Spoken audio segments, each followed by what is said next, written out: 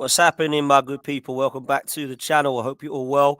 I thought we would do some Arsenal chat, so I thought I'd ring up my good friend, who I haven't spoken to for ages, by the way, and haven't certainly done a podcast with for what seems like forever. Harry Simew, how are you, mate? Yeah, good man. You're right. It's been way too long, hasn't it? It just we ain't been able to make it work with diaries and all that nonsense. But yeah, nice. Good to be back. Good to chat to you, man. And yeah, I'm looking forward to getting into it. Yeah, absolutely, man. And it's mad because we always say, let's do something regularly. Let's try and do something weekly. Let's try and do something monthly. Let's try and do something every other week. And mate, it just life gets in the way, doesn't it? But great to see you, mate. You're looking well. And before we go any further, big up, man, because you're smashing it. Everywhere I look, there's Harry Simew doing commentary. There's Harry Simew doing watch-alongs. The channels pop in. You're on Talk Sport all the time. BBC London. Mate, I remember when you just had your podcast and it was me and you talking Arsenal. You're kind of leaving me, man. What's happening? Cheers, man. No, it's gone well. Like, obviously, I love doing the podcast and I love doing all the Arsenal chat. But the thing that I really want to do is commentary. And the last few months I've had some amazing opportunities. Working for BBC London has been amazing. They've been amazing, giving me a chance. Was out in Paris last weekend covering some games for the African Football Federation, which were being beamed out on beIN Sports, which was mad to think like that was going on TV. So yeah, it's been amazing. Like, can't complain. Been really busy though. And the bad thing is that it takes away from doing stuff like with your mates, like on the podcasts. And the whole experience of a match day is very different for me now as well. I used to sort of meet up with my dad, my brothers. We get in the car, we go down together, have something to eat. And now it's like I've got to be there 2 hours before kickoff. Nobody else wants to be there 2 hours before kickoff, and nobody wants to wait for you when you finish because you finish an hour and a half after the full-time whistle. So yeah, it's changed things in that sense, but look, it's what I want to do, so I'm not going to complain. Nah, good luck to you, man. You deserve it. You're a workhorse, mate, and you know I'm a big fan. And I must say, mate, listening to you on your watch-alongs and your commentary, you're natural, man, absolute natural. So fair play to you, mate. Listen, let's talk Arsenal. It's been a beautiful season, Harry. I can't lie. And I went away, and it's looked like it was potentially starting to crumble, so to speak, as I was being told. But since I've come back, it's looked very good. And I must say, Harry, I only go game by game. I'm not going to talk to you and go take you weeks back and months back. But I sat there in a stadium, Harry, on Wednesday night, Mm. and it's the first time since the Highbury days that I sat there relaxed, thinking, "Wow, this team are unreal." That second half, when Thomas Partey had come on, we were absolutely dominant. Now, I understand that Everton, to be fair, once the floodgates had opened up at that point, and it wasn't exactly like, wow, Everton are a superb team. But I don't know if you shared my opinions on sitting there watching a team that I really did feel now looks exciting, great to watch going forward, style of play, definitely for me, when we have Jesus back, an 11 that looks like everybody could name it, whether you're a Napoli fan, Southampton fan, or an Arsenal fan. And I was excited, Harry. Am I right to be excited? Absolutely, 100%, because as you mentioned, we had that little bit of a wobble a few weeks ago. And I wasn't really too fussed by the Everton defeat. I thought, we hadn't lost in a long time. It was kind of due. It was the perfect storm for Everton. New manager bounce, all of that. And you kind of came away from that going, right, it's a one-off. We just got to get back on the horse. And then the Brentford game, again, I was really frustrated, but I knew that we'd been robbed. And so how much of that can you put on your team, and how much can you sit there digging out the team? Yes, the performance on the day was not as good as it needed to be or should have been, but ultimately we were robbed of 2 points. Then you go and get beat by City. And when we lost to City, I started to think, this could be happening. We could Mm. be sort of falling away. But then to our credit, with a little bit of fortune at Villa, you have to say that, we bounced back there. We got the win at Leicester. And then the game against Everton the other night, I must admit, and I don't know if you thought the same, after about 35 minutes, Yeah. I was sitting there thinking, this is going to be one of those nights. Like, if we're going to do this, we're going to literally scrape over the line. But it was funny because when the goal went in, the Saka goal, like, it wasn't a feeling of joy for me. It was a feeling of relief. Mm. And the reason it was relief was because we'd broken the deadlock and we'd broken the resistance of a side that, in my opinion, only came with one intention. And once you do that, you believe in this Arsenal team now to be able to go on and win the game. And then when you get the second goal so soon afterwards, when the halftime whistle blew and I sort of left my seat at halftime, I remember walking down the stairs thinking, this is done now. This is done. It's finished. 3 points in the bag. We move on. And I remember coming back out to my seat and thinking, there's no jeopardy here now in the second half. And that shows you how far this team have come, because Yep. you now look at that situation and you don't have that anxiety, should we call it, that we maybe would have had in years gone by. So yeah, it's been a great season. We've surpassed everybody's expectations. I know that if we somehow end up missing out on the Premier League title, there will be that kind of talk. There will be that reaction. But I think once the dust settles and people look back at this season properly, with a calm head, once you kind of take that emotional element out of it, whatever happens from here on in, you have to say that the improvement's been huge. And not just as a collective, but on an individual level as well.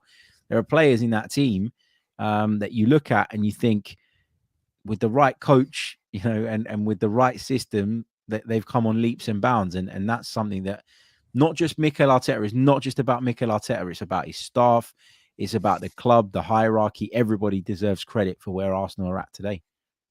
Yeah, and I think it's always been about that, hasn't it? You look at the ownership, you look at the board, you look at the manager, you look at the players, and there's always in the past been a person or a couple of individuals. But I actually believe we're in a position now where everybody is starting to pull in the same direction. And I think everybody, when you look at it right now, has had a really good season at Arsenal, whether it's manager, boards, players, substitutes bench, owners, even Edu and Vinay and all the other guys that we're getting some stick. And I'm sure we'll come on to that in a minute. But I want to look at the next few games, Harry, Yeah. because I think they're winnable, mate. I'm not going to lie. I do think they're winnable. And I think also when you look at the games that we have kind of overcome, or the tests that people are calling them that we've overcome so far, you'd like to think that although the no games are easy, these fixtures are easier than some of the ones that we've had of recent times. Now, I look at the Bournemouth situation at the weekend, Palace, Leeds, Fulham, and of course, Liverpool. And leading up to that Anfield game, is it fair to say that most Arsenal fans at the moment would be confident at getting near to maximum points going into that trip to Anfield? Well, yeah, you got to be. And that's the level that you need to be at to keep Manchester City at bay.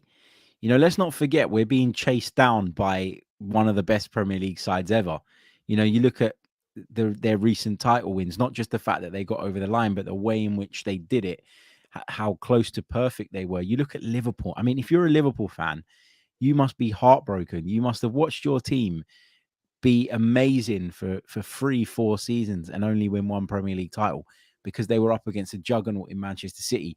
So you have to be close to perfect to keep away from them. And yes, people will say that their level has not been at the same height as it was maybe last season or the season before that.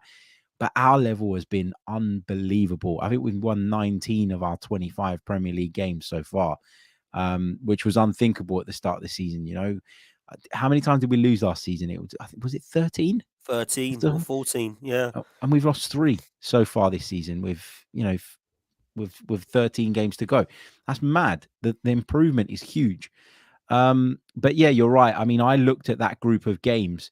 So in that group of games, I included the Everton one because, that's a home one. It's got to be a banker. You have to win that. It was the game in hand. But I looked at that one, Bournemouth, Fulham, Palace and Leeds. So that 5, I sort of worked out in my own head that I want 13 points from them. I think it's unrealistic to think that in the Premier League, you can just go and win 5 games on the trot and it be a given. If you can do it, great, but it isn't a given. And the one that I sort of accounted for us potentially dropping points in was Fulham away, because I think Fulham have been really, really strong this season. But, if we get 3 points there and we drop 2 points elsewhere, you're still not going to get a meltdown from me because I want 13 points from that 15 available. It doesn't really matter how they come as long as we get them. And I think if we do get them, then I think we go into that if we're 5 more games down the line, then we go into the final 8 games in a really good position. And yes, we've got to go to Anfield and we've got to go to Newcastle. And the Not Etihad. easy games. We've got to go to the Etihad, of course, but if you want to win the league, you got to go to these places and you got to get results. And who's to say that those chasing us are going to win every single one of their games? Who's to say they're not going to drop points? Who's to say that Manchester City's focus is not going to shift to the Champions League as well? So there's so many things to still play out here, but the position we're in now is it was unthinkable at the start of the season. Even you know how much I've backed Mikel Arteta and how much I've supported the work he's done and the sort of process, if you like. But not even I thought at the start of the season that this was possible. So to be here is special. Yeah, it's special, mate. And you know, I certainly didn't have us anywhere near a title. I thought we'd fight for top four. So to go and do what we're doing is quite special. I wanted to ask you about the players because at the moment we kind of know what the 11 is going to be. Gabriel Jesus, who we'll touch on in a minute, is rumoured to come back. Yep. Who's impressing you at the moment in this Arsenal side? And do you feel that the style of play this season has been down to anybody in particular? I think there's a few things. I think that the fact that we've now got 2 centre halves that can squeeze right up to the halfway line, physically impose themselves, but also have the recovery pace when teams try and drop balls over the top of us, I think has played a massive part. Like Ben White, did well at centre back last season, I think, alongside Gabriel. But Saliba's just taken us to another level because he's got that bit more pace, I think, and his reading of the game is fantastic. Having Ben White at right back has given us loads of security on that side defensively, and his ability to kind of tuck in alongside Saliba and make it a bit of a back three when Zinchenko pushes in field has been key as well. Xhaka's playing a different role, which I think he's played brilliantly, so far this season. I'd argue in the last few weeks, he's not quite been at the same level, but he's not been bad. He just hasn't been at the exceptional level that he was, It's maybe funny because 6-7 Guna weeks ago. Legend put in earlier, we all remember those dark days of arguing between us about Granit Xhaka, how times have changed. And he's a player that I must admit, last couple of Here he weeks, I is. haven't really yeah, I've got him as well. Here he is. It's funny because the last couple of weeks, I'm like you, I thought, not really seeing the best of Granit Xhaka. And I put it down to Thomas Partey being out. And I thought he was quality the other night, Granit Xhaka. I thought he was really good. And even better when Thomas Partey come on. 100%, And I will yeah. say, Jorginho, I must say this, Harry. I think I wasn't too keen on that signing. It was a bit underwhelming. I think I got a little bit of PTSD from Willian and Luiz and all the others that have come from Chelsea. But having said that, I think he's done a great job. I didn't actually think he was horrendous against Everton the other night. I know he was a few misplaced passes, and I knew that it was definitely better when Partey come on. But when he did come on, you can see the golfing class, man. And Granit Xhaka and Erdegaard, for me, in that second half, were outstanding because of Thomas Partey. So I wanted to get your thoughts on that midfield trio because, for me, we just don't lose when those three are playing, man. Yeah, those three are unbelievable, and they've got the perfect balance between them. Yeah. Thomas Partey's got the ability to break lines, to progress the ball, to thread balls through into the forward line, but he's also got the mobility and the reading of the game to be able to defend really well as that sort of one-man defensive midfield. Jorginho's got half of that. So if you had a checklist of all the things that Thomas Partey does and can do, if you were ticking them for Jorginho, you probably tick half of them, maybe slightly more than half. But there are a couple of things with Jorginho that he just doesn't have. So he doesn't have the pace to recover. Sometimes he steps out of that deep lying position to try and sort of nick a ball, intercept a ball. Sometimes it works fantastically well. And on other occasions, he then doesn't have the pace or the mobility to turn around and get back into position. So, there is definitely a golfing class between Partey and Jorginho. There's never been, in my mind, any question about that. But the reason I defended the Jorginho signing was not because I thought he was better than Thomas Partey or as good as. It was because I thought he was better than Elneny and better than Lokonga.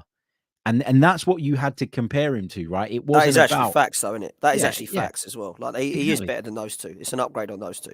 100%. And that's all it was ever about. Jorginho was not signed to come in and replace Thomas Partey. He was brought in to provide us better cover in the event that Thomas Partey picked up an injury. That's happened.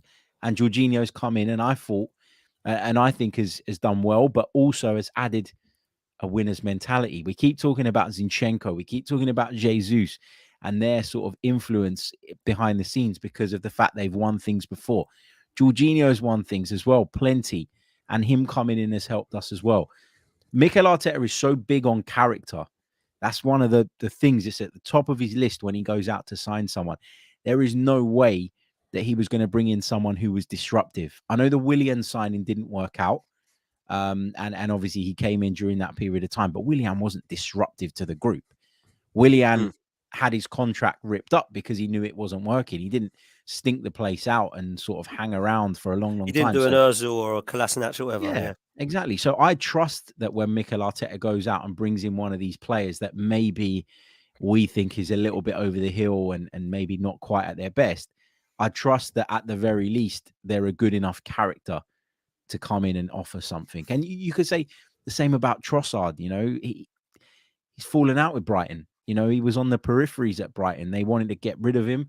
We saw an opportunity. We went out there and took that opportunity, and he's come in. And again, you know, my first thing was I like the player. I think he's talented, but he's just done a bit of a mess at Ozil. You know, he's just had a bit of a falling out at Brighton.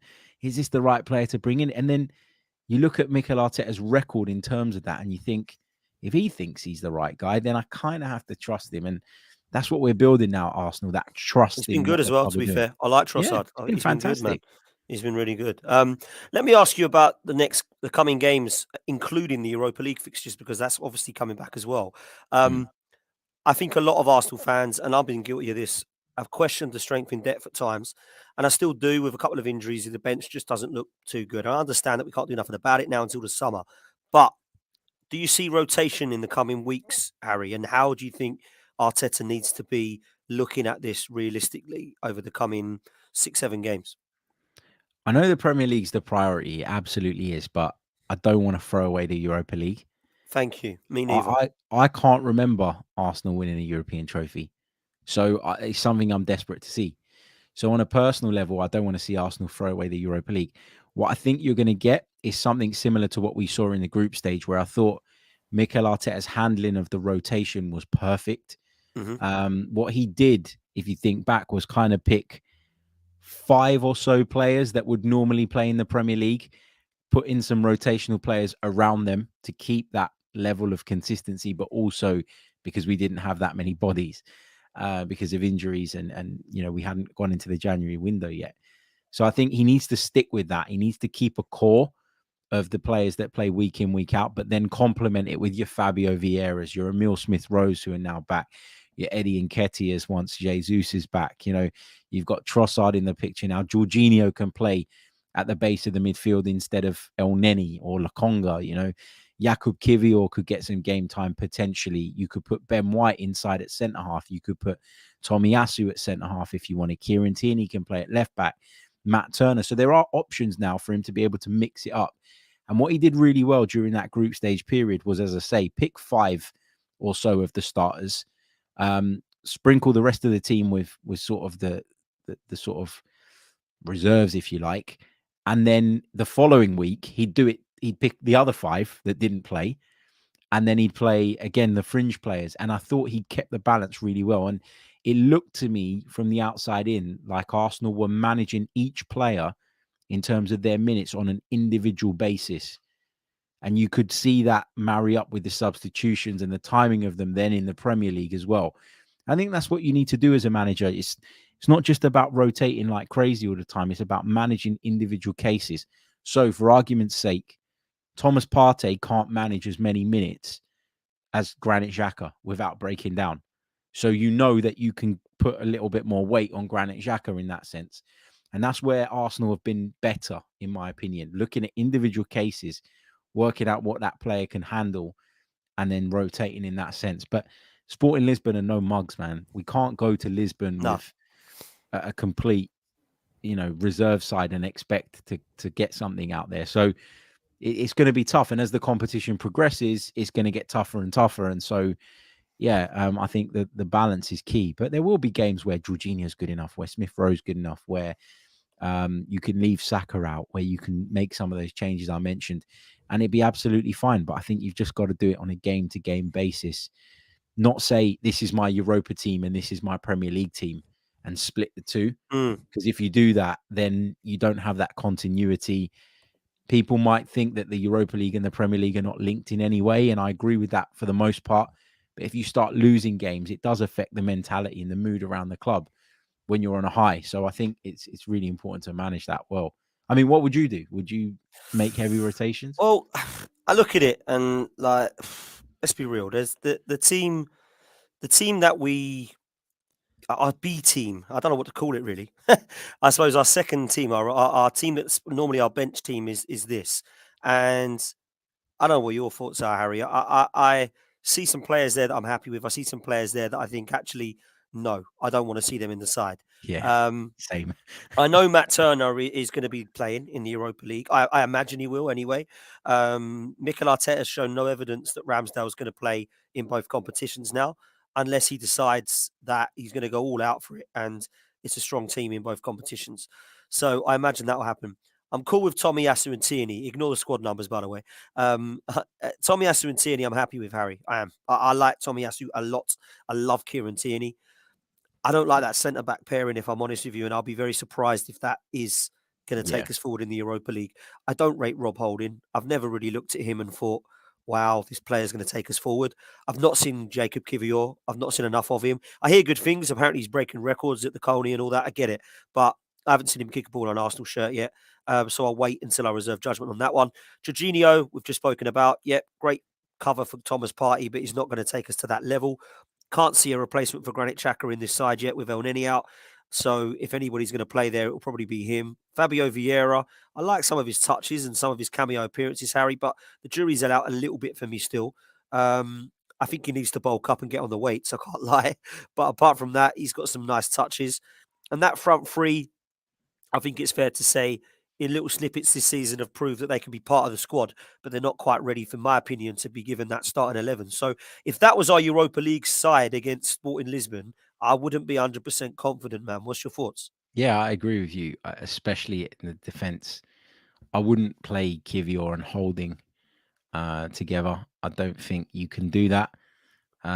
It's too risky. But this is where what I'm saying. Like, if you play Gabriel alongside one of them in the first leg, and then play Saliba alongside one of them in the second leg, then they've only played one midweek game between them, like one each, basically. And I think that's kind of the type of thing that you need to do if you're Mikel Arteta. Well, obviously, you're going to see how it goes as well. Like, they do a lot of sports science. There's a lot of metrics in which they measure whether a player is nearing a potential red area in terms of picking up an injury. That's based on some of the results that they pull off in training. So there will be times when he'll look at someone like Ben White, for example, and think, no, you're fine. You can play in the Europa League as well. And there'll be weeks where, he looks at someone else and thinks he's fine. This player needs a break. It's really difficult to predict what condition these players are going to be in come those matches. But yeah, I agree with you that to play Kivior and Holding would be a huge gamble. I wouldn't do that. I'd pick Gabriel and Holding, maybe. I don't want Holding in the team ideally, but if you're really sort of adamant that you need to rotate, then it's got to be with one of Saliba or Gabriel. It cannot be Holding and Kivior for me. And there's players in that team that I trust as individuals, but as a collective, given they don't play together week in, week out, you don't really know what you're going to get, and that can be a problem. Yeah, I'm with you in everything you've said. For me, Turner coming in, I'm not really happy about it because I do prefer Ramsdale, but it's not the end of the world. Tierney and Tomiyasu, yep, I like them both. I would go, if we were to rotate it, I would probably go with Kivior and Saliba. Mhm. I wouldn't go with Holding and Kivior. In midfield, I would probably, if we had to rotate and he can't play our strongest, I'm okay with Jorginho, Chaka, and Vieira. And a front three, in my opinion, has to have one of Saka or Martinelli in it Yeah. um, to give us that kind of bit of spark. And I think sometimes it isn't always who you start, it's who ends the game. So if you've got Party to bring on and you've got Saka coming on, you've got Jesus coming on, you've got Erdegaard coming on, sometimes over two legs, you can see why you might want to rotate it. But now that we're in only 2 competitions, Harry, I don't think we should be going mad with these changes. I really don't want. I don't want to be seeing wholesale changes. I think we need Yeah. to be smart about this. Um, Let me ask you, man, as we come to a kind of close towards it, do you think it's fair for me to say this? I think we have overachieved this season, right? But I'm always looking at how we can improve because I think that's what we do as fans is looking at how we can get better. I look at what the players can do and what the manager can do. And I do feel sometimes we're at the stage where, particularly going into games against Man City, Newcastle, Anfield, if you can't win the game, don't lose it. I sometimes feel we're not quite there with that yet. And what I mean by that is not we're trying to break him down, trying to break him down, trying to break him down. Oh, we've lost 1-0. I don't actually mean that. I mean, wow, City are dominating us here. There's no way we're getting 3 points. Let's keep it 0-0 and just walk away and say, right, you need to beat us. We don't need to beat you. You need to beat us. Yeah. Let's just not lose this. And I'm not so sure I've seen this Arsenal side do that yet, Harry. Would that be fair? Yeah, I think that's fair. I think that's fair. But I think so much of what's been good has been because of the way we've approached games. And I think as a manager, there's probably a reluctance to move away from that. And if you know something inside out, why would you want to try something that maybe you're not accustomed to or you're not comfortable in playing? I think I think there's two types of managers, right? And this type that I'm going to mention, that I'm going to describe first, is more the modern manager. So the modern manager has a philosophy, has an idea of how they want their team to play, has a clear system, clear style. And the idea is that if I build a strong identity and philosophy and system and shape, I look at my squad and I can bring people in and I can plug and play. So I can take my number 8 out and I can put Fabio Vieira in, and that in theory should work. I can take Gabriel Jesus out and put Eddie Nketiah up front, and it should be the same in terms of the style. I can take Martinelli out, I can put Trossard in, and it should be the same. That's how the modern manager, I think, looks at the game, and I think that's how Mikel Arteta looks at the game. And then you've got the more old school manager that I think traditionally manages it game by game. And managers like that, your Sam Allardyces, those kind of guys, your David Moyes, they've become out of date because the game has changed so much. And I think that there is a reluctance in the modern manager, in Mikel Arteta, I'm talking about in this case, to say, we're not going to play our game because we're fearful of what you're going to bring to the table. I think you can make tweaks and you can make adjustments and you can be wary of certain threats. But I think if you're trying to build a mentality and you're trying to create this confidence within a group, I think if you then turn up on the Friday before a game and say, boys, look, I've been telling you all season to stick to your guns and do what we're asking you to do and telling you it's going to work, and you're top of the league, but this week let's just sit back and defend. I think that sends the wrong message as far as I'm concerned. So I think it's different if it's 0-0 and there's 15 minutes to go in the game. Then I agree with you. Then you should look at it and go, we're top of the league. We don't need to win this. You need to win this. We don't need to take unnecessary risks. I agree with that. But I think you can't really, well, I wouldn't go into a game giving that message, because I think it blurs the message that you've been given, that you've been giving over the course of the season. And ultimately, that's what the players trust in and believe in, because it's got them to where they are today. Yeah, I think what you're saying is spot on. And I think for me, you never go into the game at minute 0 and say, we don't lose this, we hold them out. When it comes to a stage of about 60 minutes and it's 0-0 and they're dominating you, I think that's when it comes into play. And if it takes someone to go down injured and Arteta to talk to them, well, like he does, then do it. But for me, I need to see that, because against Manchester United at Old Trafford, I didn't see that, if I'm honest with you.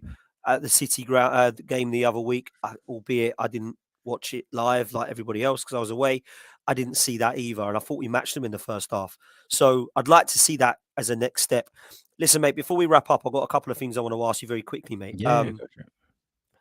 I wanted to ask you two things. One, moving forward, which I'll come to in a minute, and two, where we're at right now. I said after Manchester United at the Emirates when we won that we would go on and win the league, and I stand by that. And I do believe we'll win the league this season now. So I want to ask you where you're at with Arsenal potentially winning that league, and if you think we can do it, man. I'm 60% there, but I'm not. I'm wary of getting carried away just because I think Manchester City's fixtures are so much better than ours. Like just looking at them, I look at their games and I think they could win every single game.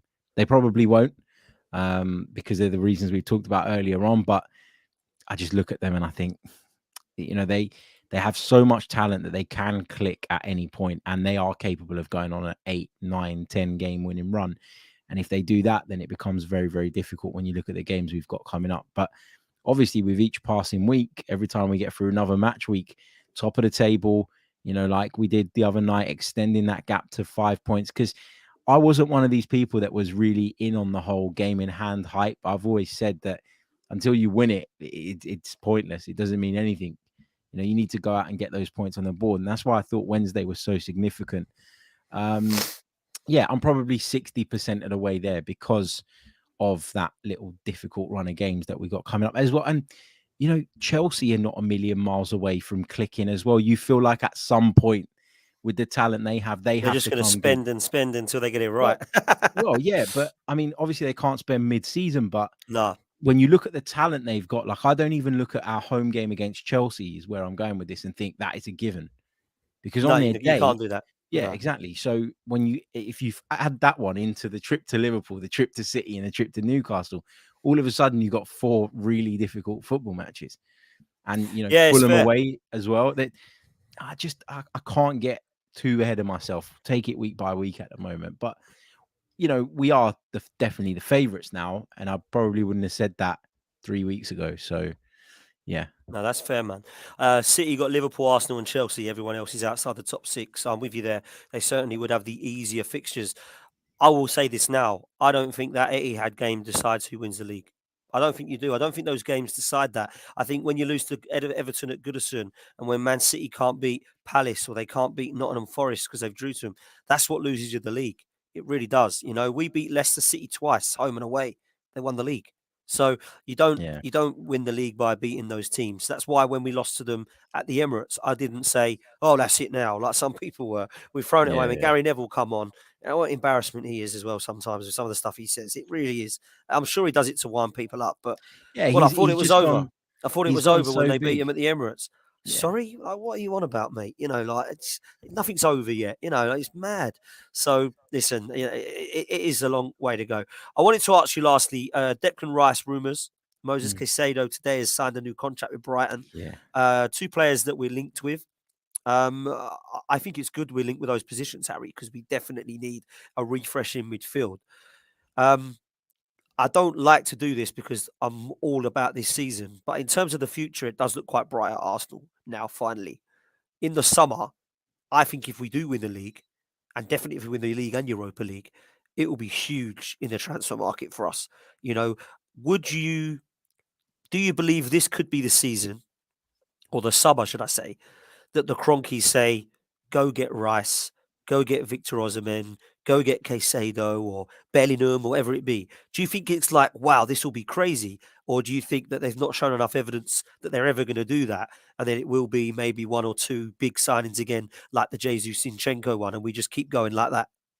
I think um there'll always be an element of them wanting to run the club in the self-sustaining way that they've always talked about. Yeah. And the truth is, over the last few years, that's not been the case. If you look at the financial results for Arsenal, they've been negative, yet we're still spending money. So you have to give them credit for that. I think we're at a point now in terms of our building that we've done the bulk of it, like in terms of bringing in loads of numbers. I think we've done that now. I think we've brought in players of a certain age, of a certain profile.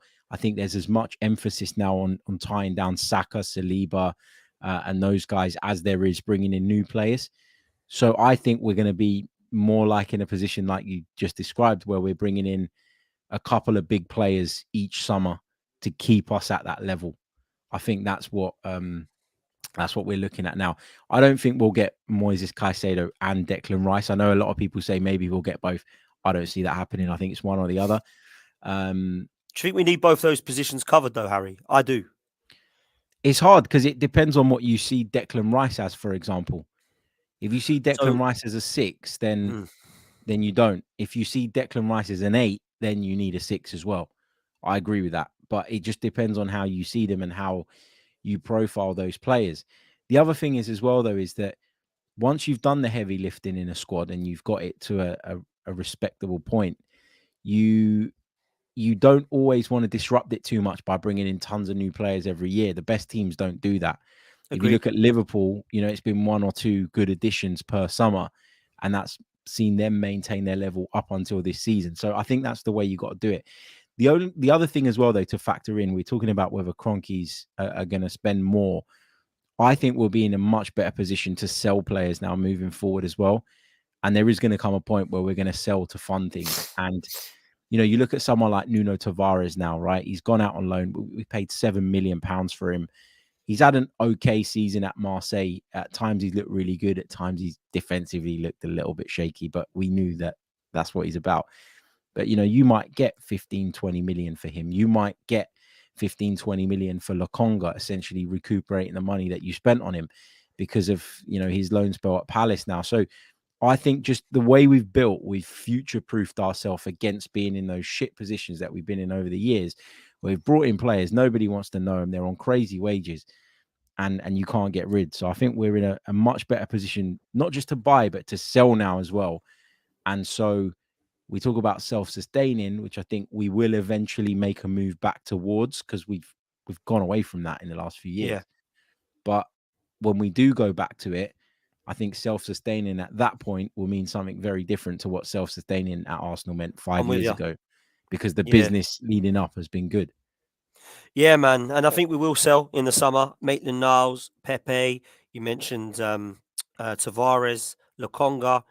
I hate to say it, and I hope it don't happen, but it wouldn't surprise me if Tierney goes. It Yeah, I mean, really wouldn't. even and Balogun. I mean, Balogun, yeah, yeah, I mean, I personally want him back, right? I think he yeah, looks good, same, yeah, but now that if he goes on to be one of the top scorers in Ligue 1, there's no reason why you couldn't get 30, 40 million for him in the yeah. It's summer. mad, isn't it? And that might tempt Arsenal if they're not 100% sure about how he fits at our club. That might tempt them. But even if he does go on to be sold, it's still successful from Arsenal, the decision to loan him out, because it's at least brought them value. And in the past, loads of the loan deals we've done and all Yeah, the other things we've done have just never brought us any value. So yeah, it's the future looks bright, man. It really, really does. And we had to go through some shit to get here, and mate, I you're think telling we're me. on track. Yeah, I big time. hated it, man. Absolutely hated it. But now, Christ, it is looking beautiful. Mate, we're going to leave it there. Mate, absolute ledge. Absolutely love having you on, as always, bro. Let people know where they can find you and what you got coming up, bro. Thanks for having me, man. You can follow me on Twitter at Harry Simeon. You can check out the podcast, The Chronicles of a Gooner, if you prefer that as well. What have I got coming up? I'm doing the Arsenal game for BBC London tomorrow. So if you want updates on that, a little bit of chat before and after, interviews, etc., I'll be doing that. And bringing you the review podcast on Sunday. So yeah, that's where I'm at, man. Thank you for having me as always. No, always, man. You got another channel now as well. Did I see? Yeah, I wanted to do more general football videos, and I set it up. Um, got a fair few subscribers, to be fair, but haven't done anything on it really because I just haven't had Too the busy, time. man. So Too busy. just haven't had the time. Yeah, it's terrible of me, I know, but I'll get on it No, eventually. listen, absolutely. Make sure you go over to Chronicles of Laguna, smash a like and sub on Harry's stuff. Make sure you follow Harry Simu and listen to his stuff on BBC London. Make sure you do the same for me, people. Smash a like on this one for me and get me up to 8K. Come on, we're getting slowly towards there, man. So thank you Smashing it. all so much as ever. Really appreciate that, Harry. Thank you so much for coming on, bruv. And I'm sure we'll catch up soon on your channel or my channel, man. So Definitely, man. we'll definitely catch up soon. Make sure you do that, people. Smash a like on the way out. We'll see you next time. And as always, up the Arsenal. Take care, people.